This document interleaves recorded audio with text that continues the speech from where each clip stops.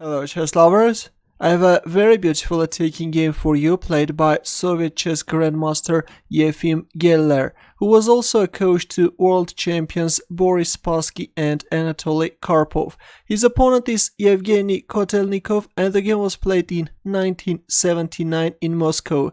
Kotelnikov had white pieces and he started with e4, e5 by Geller, knight f3, knight c6, bishop b5, white goes for Ruy Lopez, a6, bishop a4, knight f6, white castles kingside, bishop e7, Geller is choosing the closed variations.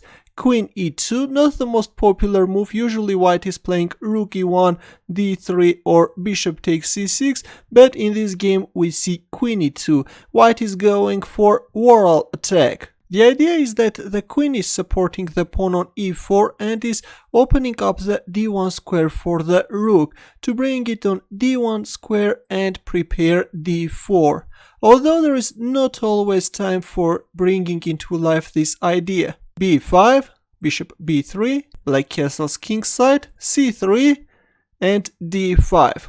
Black is gambiting, giving up a pawn in order to organize a very active piece play. Knight takes e5, knight f4, queen e4 and knight takes e5. This is a critical moment and in this position white made a mistake and captured on a8.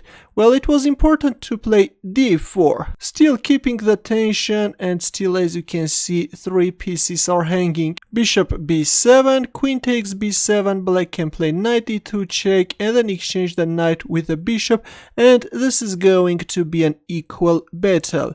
By the way, instead of queen takes a8, queen takes f4 is also playable, though after knight d3, queen f3, rook b8, bishop c2, knight takes c1, rook takes c1, bishop b7. Black can get a slight advantage, though black is a pawn down, but black has a strong bishop pair and also white pieces are still very passive. But instead, after knight takes e5, as I have already mentioned, Kotelnikov captured on a8 and this becomes very dangerous for white. Here comes knight e2 check, king h1 and queen d3. Right now black has a very dangerous threat, knight g3 check. For example, just a random move. If a4, then knight g3 check, and if h takes g3, then queen takes f1 check, and then white king will get checkmated. Let's go back. After queen d3, that's why white played rook e1, moving away the rook from this dangerous diagonal, but here comes the second knight, knight g4. This time black is threatening knight takes f2 checkmate. Queen f3, offering an exchange of queens, also covering the f2 square. Queen d6, this time threatening checkmate from h2 square.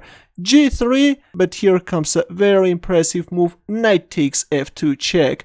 Black is just using the weakness of this h1 a8 diagonal.